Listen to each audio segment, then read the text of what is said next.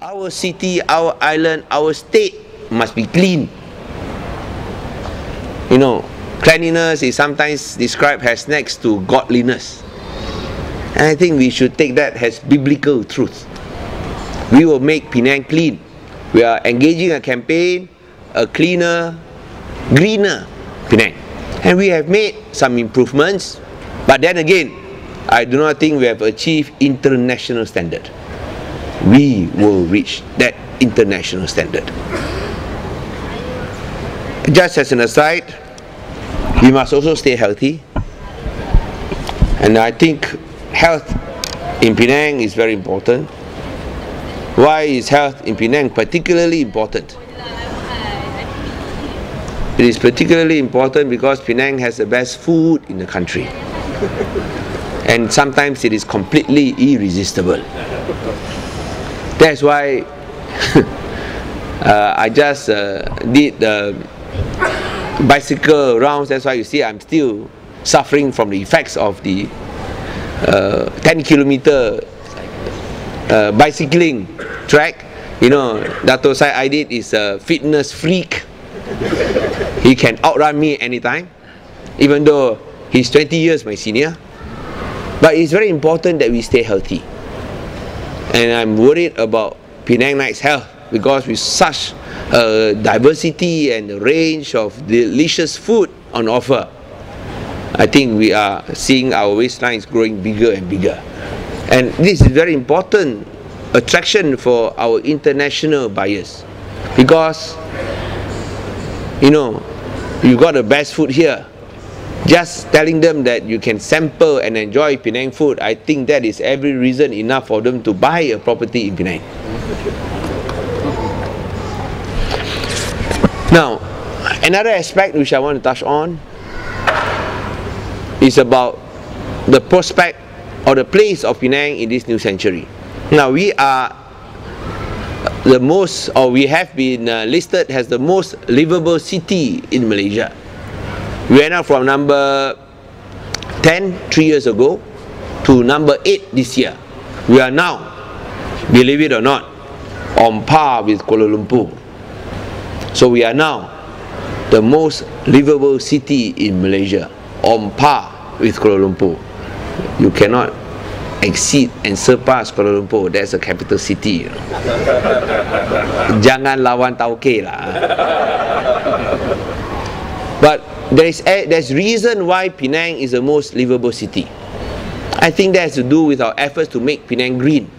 We are the first state to conduct a no plastic bag campaign, to encourage substitutes for plastics, encourage green technology, adopting green building indexes, and I think that is the way to go. I would like to encourage property developers to also go green, because I think this will be one of the key criteria for international buyers. So going green would also dovetail nicely with Penang's aspirations to be the first green state in Malaysia. Now let me expand further when I mentioned about Penang's place in the 21st century. Now I believe that this new century will not, some have described that this new century will be an Asian century, a China century, an India century. But I believe that this century will not be an Asian century, will not be a China century, will not be an India century, but will be a century of cities. This will be a century of cities. Why do I say so? By 2050, more than 70% of the global population will be living in cities. And with so many people living in cities, how do you distinguish Penang from the rest? You can say that you want to be an international city. Yes, other cities are also international cities. I'm not talking about Singapore, I'm not talking about Hong Kong. I'm talking about other competitors coming up. How do you distinguish Penang from the rest? I think that for Penang to find its niche, Penang must project itself as an intelligent city. An intelligent city is where we want Penang to be. Now, what do you mean by intelligence? There are three traditional aspects of intelligence: human intelligence, collective intelligence, and digital intelligence. Digital intelligence basically means broadband. Now, we know that our broadband services are not up to mark. You know, Streamix unfortunately sucks.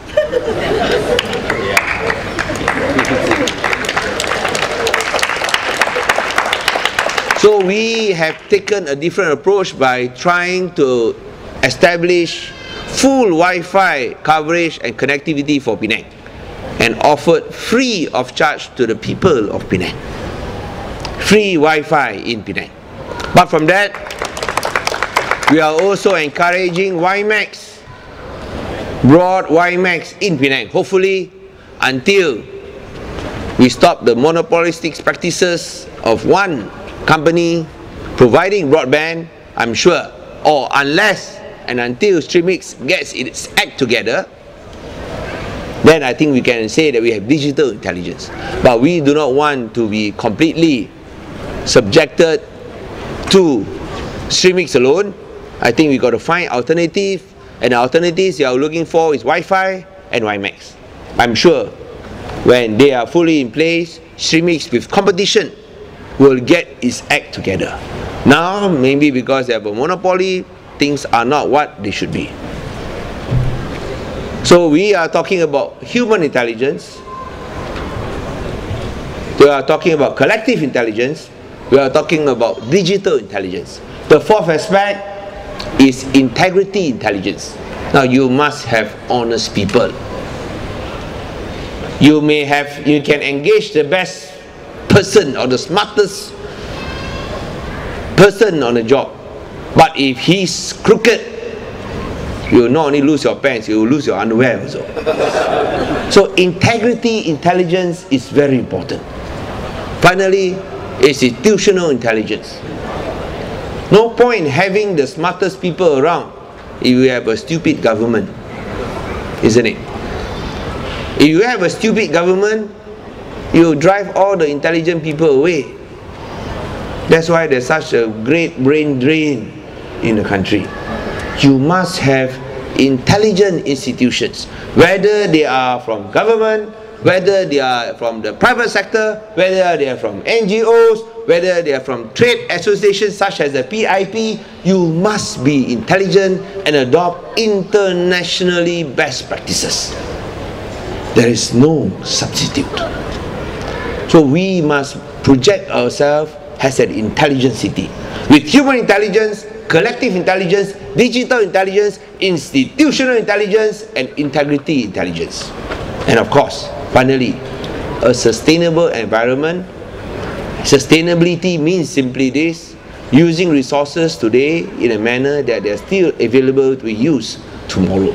Sustainable for our children, green for the next generation.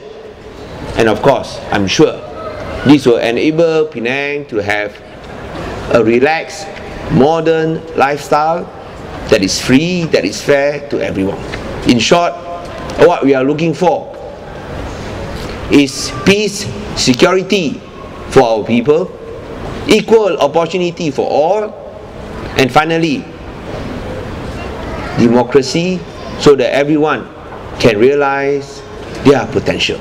You know, nothing hurts me more than to see a child not being allowed or prohibited from achieving his or her potential just because of failed or wrong policies.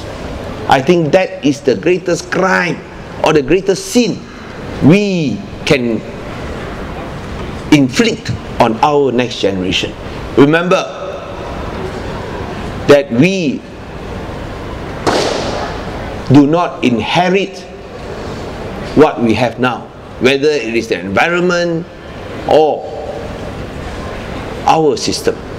We only borrow it from our children, and it is up to us, if we borrow it from our children, that we return the trust given to us, leaving it a better, a greener, a healthier place for them.